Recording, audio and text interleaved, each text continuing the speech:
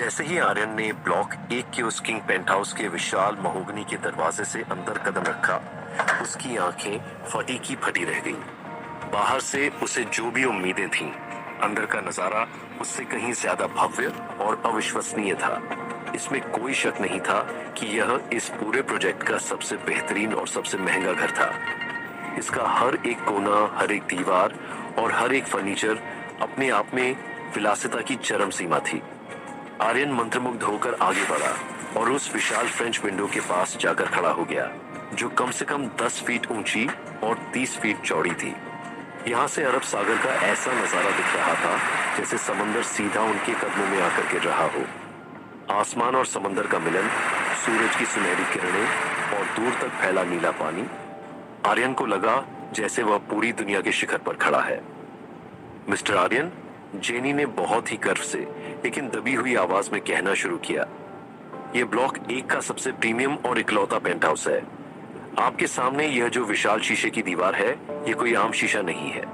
यह सीधे जर्मनी से इंपोर्ट किया गया बुलेट प्रूफ और ब्लास्ट प्रूफ ग्लास है। इसकी मोटाई 10 सेंटीमीटर है। अगर कोई बाहर से इस पर गाइडेड मिसाइल भी दाग दे, तब भी यह शीशा नहीं टूटेगा। और सबसे खास बात, इसकी ओपेसिटी इस तरह डिजाइन की गई है कि यह सूरज की रोशनी को बिल्कुल नहीं रोकता, लेकिन बाहर से कोई अंदर नहीं देख सकता। महज इस एक खिड़की की कीमत ही 10 करोड़ रुपए से ज्यादा है। जेनी ने छत की तरफ इशारा किया, और आपके ऊपर यह जो शानदार और विशाल झूमर है, यह फ्रांस के एक मास्टर कारीगर ने हाथों से बनाया है। इसमें स्वारोवस्की के असली क्रिस्टल्स जड़े हैं और आप अपने मूड के हिसाब से इसे 10 अलग अलग रंगों में बदल सकते हैं। जेनी आर्यन को पूरे पेंट हाउस का टूर कराने लगी। ये मॉड्यूलर किचन है जिसमें दुनिया के सबसे एडवांस्ड इटालियन अप्लायंसेस लगे हैं। यह एक प्राइवेट लाइब्रेरी और स्टडी रूम है। यह अंडरग्राउंड वाइन सेलर है जिसे हमेशा एक तय तापमान पर रखा जाता है। यह मास्टर बेडरूम का बाथरूम है जिसमें इटली का असली मार्बल और जकूजी है। यह ड्राइंग रूम है और यह प्राइवेट एंटरटेनमेंट रूम और होम थिएटर है। फिर दोनों सीढ़ियां चढ़कर 38वीं मंजिल पर गए। यहाँ एक प्राइवेट इंडोर स्विमिंग पूल है। जेनी ने पूल के नीले पानी की तरफ इशारा करते हुए कहा, पूल का पानी हर सुबह एक ऑटोमेटिक शेड्यूलर के जरिए बदला जाता है और इसमें जो नया पानी आता है वह इतना एडवांस्ड तरीके से फिल्टर और जर्म फ्री होता है कि आप इसे सीधे पी भी सकते हैं। यह साबित करने के लिए जेनी नीचे झुकी। उसने अपने हाथों में पूल का थोड़ा सा पानी लिया और उसे पी लिया। वह आर्यन को यह विश्वास दिलाना चाहती थी कि यह घर दुनिया की सबसे बेहतरीन और हाइजीनिक चीजों से बना है। इस विशाल 13,000 स्क्वायर फीट के महल का पूरा मुआयना करने में उन्हें लगभग 1 घंटा लग गया। जब वे दोनों मेन दरवाजे के पास वापस आए तो जेनी ने आर्यन से कहा, मिस्टर आर्यन, आपने पूरा घर देख लिया है। आप चाहें तो वापस शोरूम में जाकर थोड़ा आराम कर सकते हैं और कॉफी पी सकते हैं। मेरे जूतों से फर्श पर कुछ निशान बन गए हैं। मैं यहाँ पोछा लगाकर और इसे साफ करके 10 मिनट में वापस आती हूँ। जेनी ने दरवाजे के पास रखी एक सफाई की मशीन और कपड़ा उठाया। इसकी कोई जरूरत नहीं है, आर्यन ने बहुत ही शांत और सपाट आवाज में कहा। मैं ये घर खरीद रहा हूँ। आर्यन के ये शब्द सुनते ही जेनी के हाथ से सफाई का कपड़ा नीचे गिर गया। उसके हाथ कांपने लगे। मिस्टर आर्यन, क्या कहा आपने? मैंने कहा, तुम्हें सफाई करने की कोई जरूरत नहीं है, मैं ये घर ले रहा हूँ, आर्यन ने दोहराया। सच में? जेनी की आवाज उसके गले में अटक रही थी। उसकी आंखें पटी रह गई थीं। बिल्कुल, आर्यन ने पूरी दृढ़ता से जवाब दिया। Thank you so much mister Aryan. क्या हम अभी चलकर पेपरवर्क और पेमेंट की औपचारिकताएं पूरी कर लें? जेनी ने इतनी खुशी से पूछा कि वह लगभग रोने वाली थी। हाँ, चलो चलते हैं। वे दोनों वापस लिफ्ट से नीचे आए और शोरूम की तरफ जाने लगे। जेनी को ऐसा लग रहा था जैसे वह कोई सपना देख रही है। उसके पैर जमीन पर नहीं पड़ रहे थे। आर्यन यह पेंट हाउस खरीदना चाहता था। जेनी ने अपने दिमाग में तुरंत एक छोटा सा कैलकुलेशन किया। इस पेंट हाउस की कुल कीमत 398 करोड़ रुपए थी और नए नियम के अनुसार 1% कमीशन के हिसाब से। जेनी का कमीशन 3 करोड़ 98 लाख रुपए बनता था, 4 करोड़ रुपए। जेनी ने अपनी पूरी जिंदगी में इतनी बड़ी रकम के बारे में सोचा तक नहीं था। विरार जैसे इलाके में इस पैसे से वह अपने लिए कम से कम 10 फ्लैट खरीद सकती थी। सच तो यह था कि सिर्फ जेनी जैसी एक अनुभवहीन, मासूम और गांव से आई लड़की ही आर्यन पर भरोसा कर सकती थी। अगर उसकी जगह कोई और अनुभवी सेल्स गर्ल होती तो वह कभी आर्यन की बातों पर यकीन नहीं करती। कोई भी उन्हें देखकर यही कहता कि इस भिखारी जैसे दिखने वाले लड़के के पास 400 रुपए भी नहीं होंगे और यह 400 करोड़ का घर खरीदने की बात कर रहा है। इसीलिए उन पुरानी लड़कियों ने आर्यन को घास तक नहीं डाली थी। जब वे दोनों शोरूम की लॉबी में वापस पहुंचे तो जेनी सीधे भागते हुए अपने डेस्क पर गई और कांपते हाथों से कॉन्ट्रैक्ट के पेपर्स तैयार करने लगी। उसने तुरंत अपनी सेल्स मैनेजर और फाइनेंस हेड को इंटरकॉम पर बुलाया। जब तक सारा पेपर वर्क, कॉन्ट्रैक्ट साइनिंग और फिंगरप्रिंट के जरिए आर्यन का 398 करोड़ का पेमेंट पूरा हुआ, तब तक शाम हो चुकी थी। लेकिन हैरानी की बात यह थी कि शोरूम का कोई भी स्टाफ, कोई भी सेल्स गर्ल घर नहीं गई थी। वो सब वहीं बुत बनकर खड़ी थी। उन्हें अपनी आंखों पर यकीन नहीं हो रहा था कि जेनी, वो बेवकूफ सी नई लड़की, उसने ब्लॉक 1 का सबसे महंगा, सबसे वीआईपी पेंट हाउस बेच दिया था। जब आर्यन का पेमेंट सक्सेसफुल हुआ और फाइनेंस हेड ने खुशी खुशी आर्यन से हाथ मिलाया तो उन पुरानी सेल्स गर्ल्स को इस कड़वे सच को स्वीकार करना ही पड़ा और उसी पल उनके दिलों से खून बहने लगा। 4 करोड़ का कमीशन, पूरे 4 करोड़। आर्यन जब लॉबी में आया था तो वह 2-3 मिनट तक वहीं अकेला खड़ा था। किसी ने उससे पानी तक नहीं पूछा था। अगर उस वक्त उनमें से किसी एक ने भी अपना घमंड किनारे रखकर आर्यन से बात कर ली होती तो आज वो 4 करोड़ रुपए उसके बैंक अकाउंट में होते। मिस तान्या का तो मन कर रहा था कि वह जोर जोर से अपने ही गालों पर थप्पड़ मारे। 4 करोड़ रुपए।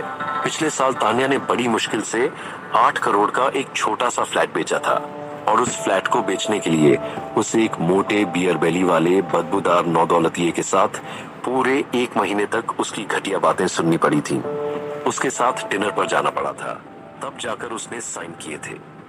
पूरे 1 महीने की जलालत सहने के बाद उसे 80 लाख का कमीशन मिला था और यहाँ जेनी ने महज आधे दिन में बिना किसी जलालत के सीधे 4 करोड़ रुपए कमा लिए थे। मिस तान्या को ऐसा लग रहा था जैसे उससे अभी खून की उल्टी हो जाएगी। सारा पेपरवर्क खत्म करने के बाद Aryan South River International Residence से बाहर निकला। उसने सबसे पहले द ग्रैंड पैलेस होटल की मैनेजर मिस नेहा वर्मा को कॉल किया और अपने लिए रात के डिनर का ऑनर कर दिया। होटल में एक शानदार शाही डिनर करने के बाद आर्यन सीधे बांद्रा के एक प्रीमियम मोबाइल स्टोर में गया। उसने 1.5 लाख रुपए का सबसे लेटेस्ट आईफोन खरीदा, अपना पुराना सिम उसमें डाला और अपने पुराने टूटे हुए सेकंड हैंड फोन को स्टोर के बाहर रखे डस्टबिन में फेंक दिया। इसके बाद वह वापस साउथ रिवर इंटरनेशनल रेसिडेंस के ब्लॉक 1 के टॉप फ्लोर पर अपने नए घर में आ गया। अब यह 13,000 स्क्वायर फीट का महल आर्यन शर्मा का था और उसने तय कर लिया था कि वह यहाँ एक लंबा वक्त बिताने वाला है। घर पहुंचकर उसने अपने कोलाज के ट्यूटर को फोन किया और बीमारी का बहाना बनाकर 2-3 दिन की छुट्टी मांग ली।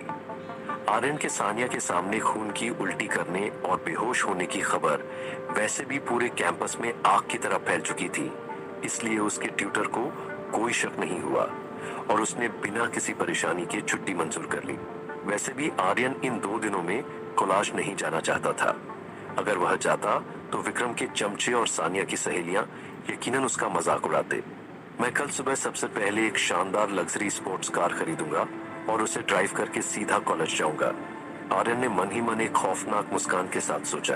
तब मैं देखूंगा कि किसमें इतनी हिम्मत है जो मुझ पर हंस सके। सानिया, तूने हमारे 4 साल के सच्चे प्यार को महज 1.5 लाख के लुई विटॉन बैग के लिए बेच दिया ना।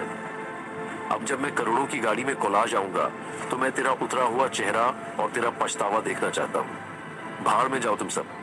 आर्यन अपने नए घर के उस बेहद आरामदायक इटली से मंगाए गए प्योर लेदर सोफे पर लेट गया। उसे एहसास हो रहा था कि एक रईस इंसान की जिंदगी कितनी सुकून भरी और कितनी शक्तिशाली होती है। तभी उसने अपने दिमाग में सुपर रिच सिस्टम को याद किया और वह डिजिटल पैनल तुरंत उसकी आंखों के सामने चमकने लगा। मालिक आर्यन शर्मा, बैलेंस ₹99,99,999, अरब 60 करोड़ 19,86,412, शारीरिक स्थिति 15 प्राण शक्ति, 28 हुनर, पॉइंट्स खर्च करके नए हुनर जोड़े। Super rich points 26। आर्यन ने देखा कि शारीरिक स्थिति, प्राण शक्ति और हुनर के आगे एक प्लस का निशान बना हुआ था। आर्यन ने एक सेकंड भी बर्बाद नहीं किया और अपने 4 सुपर रिच पॉइंट्स सीधे अपनी शारीरिक स्थिति पर जोड़ दिए। जैसे ही उसने पॉइंट्स जोड़े, पैनल पर 15 का नंबर तेजी से बदलकर 19 हो गया और उसी पल आर्यन को अपने पूरे शरीर में एक अजीब सी गर्माहट महसूस होने लगी। पिछले कई सालों से सही खाना न मिलने, गरीबी और मानसिक तनाव के कारण उसका शरीर अंदर से बहुत कमजोर और कुपोषित हो चुका था। उसमें हमेशा ऊर्जा की कमी रहती थी, लेकिन अब उसे महसूस हो रहा था कि उसकी नस नस में जैसे पिघला हुआ लोहा दौड़ रहा हो। उसका शरीर अंदर से खुद को ठीक कर रहा था।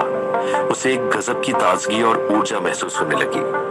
जब उसने अपने हाथों और सीने को देखा तो उसकी मांसपेशियां पहले से ज्यादा कसी हुई और मजबूत लग रही थी। तो इसका मतलब यह है, आर्यन ने हैरानी से खुद से कहा, अगर मैं अपनी शारीरिक स्थिति पर 10-15 पॉइंट्स और डाल दूं, तो क्या मैं किसी ओलंपिक चैंपियन से भी ज्यादा ताकतवर हो जाऊंगा? उस एक पल में आर्यन को लगा कि उसकी जिंदगी सिर्फ दौलत ही नहीं, बल्कि एक असीमित ताकत की ओर भी बढ़ रही है। उसने अपना नया आईफोन निकाला और इंस्टाग्राम खोला। वहां उसे 2 नई फॉलो रिक्वेस्ट दिख रही थी। एक request at the Grand Palace Hotel की मैनेजर मिस नेहा वर्मा की थी और दूसरी रिक्वेस्ट उस सेल्स गर्ल जेनी की थी। आर्यन ने मुस्कुराते हुए दोनों की रिक्वेस्ट एक्सेप्ट कर ली। कुछ ही सेकंड बाद नेहा वर्मा का एक डायरेक्ट मैसेज पॉप अप हुआ, नेहा आर्यन, नेहा आर्यन, नेहा के लिए चले। मैसेज पढ़ते ही आर्यन के दिमाग में नेहा वर्मा की वो खूबसूरत, स्लिम और अट्रैक्टिव फिगर एक स्विमसूट में घूमने लगी। उसके शरीर का तापमान अचानक बढ़ने लगा। कमाल है, यह औरत तो सीधा और खुलेआम मुझे सेड्यूस कर रही है, आर्यन ने मन ही मन सोचा। ऐसी बला की खूबसूरत, लंबी और गोरी महिला के इस खुले आमंत्रण को कोई भी मर्द कैसे ठुकरा सकता था? आर्यन ने भी हार मान ली और रिप्लाई टाइप किया, आर्यन, नेहा, आर्यन, नेहा, आर्यन। आर्यन अब संडे का बेसब्री से इंतजार कर रहा था। थोड़ी देर तक इंस्टाग्राम स्क्रॉल करने के बाद आर्यन को बोरियत होने लगी। उसका सोशल सर्कल बहुत छोटा था। उसकी फ्रेंड लिस्ट में सिर्फ उसके जूनियर हाई, स्कूल और कॉलेज के कुछ गिने चुने दोस्त ही थे, जिनसे उसकी सिर्फ हाय हेलो होती थी। उनके कॉलेज का एक ग्रुप चैट भी था जो काफी एक्टिव रहता था, लेकिन आर्यन उसमें बहुत कम बात करता था। इसके अलावा उसके कुछ रिश्तेदार भी लिस्ट में थे। आर्यन के माता पिता की मौत एक कार एक्सीडेंट में तब हो गई थी जब वह महज 10 साल का था। इसके बाद से वह अपने दूसरे चाचा के घर पर रहने लगा था। आर्यन को आज भी याद था कि जब उसके माता पिता गुजरे थे तो उसके तीनों चाचा और बुआ के बीच उसकी कस्टडी लेने के लिए भयंकर लड़ाई हुई थी। उस वक्त उसके दूसरे चाचा और चाची ने उसके साथ बहुत प्यार का नाटक किया था। इसलिए 10 साल के मासूम आर्यन को लगा था कि शायद वे लोग बहुत अच्छे हैं और उसने उनके साथ रहने का फैसला किया। लेकिन जैसे ही उसके दूसरे चाचा को उसकी कस्टडी मिली, आर्यन की जिंदगी एक नरक बन गई। उसे बात बात पर पीटा जाता, गालियां दी जाती और उसे अक्सर परिवार का बचा खुचा और बासी खाना खाने पर मजबूर किया जाता।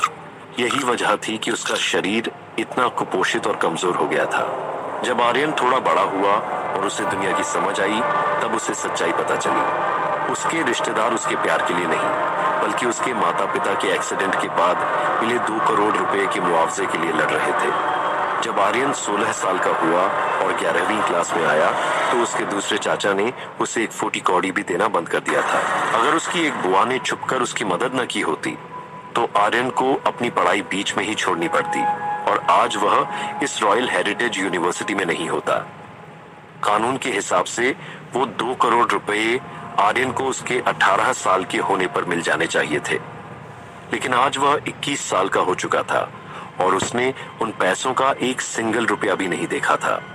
इस बात को लेकर आर्यन की बुआ और बाकी रिश्तेदारों का उसके दूसरे चाचा चाची से अक्सर बहुत बड़ा झगड़ा होता था, लेकिन वो लोग कर भी क्या सकते थे? पैसा उनके चाचा के कंट्रोल में था और उसकी चाची बड़ी बेशर्मी से झूठ बोलती थी कि हमने वो सारे 2 करोड़ रुपए आर्यन की पढ़ाई और इसकी परवरिश में खर्च कर दिए। आर्यन सोफे पर लेटे लेटे मन ही मन हिसाब लगाने लगा। पिछले 10 सालों में जब से वह उनके साथ रह रहा था, उन उन लोगों ने आर्यन पर मुश्किल से 50-60 हजार रुपए भी खर्च नहीं किए होंगे, और वो भी सिर्फ उसके स्कूल की कुछ जरूरी फीस भरने में या साल में एक बार किसी सेल से खरीदे गए सस्ते कपड़े दिलाने में। आर्यन की आंखें अब गुस्से से लाल हो चुकी थीं। सानिया और विक्रम से तो वह बाद में निपटेगा, लेकिन जिन लोगों ने एक अनाथ बच्चे का हक मारा था, जिन्होंने उसे कुत्तों जैसी जिंदगी जीने पर मजबूर किया था, सबसे पहले उसे उन लालची और धोखेबाज रिश्तेदारों का हिसाब चुकता करना था। चाचा जी, अब आपके बुरे दिन शुरू होने वाले हैं। आर्यन ने अंधेरे कमरे में छत को घूरते हुए खुद से वादा किया। अपने नए 13,000 स्क्वायर फीट के वीआईपी पेंट हाउस के विशाल हॉल में लगे इटालियन मार्बल और बेहद खूबसूरत इंटीरियर डिजाइन को निहारते हुए आर्यन को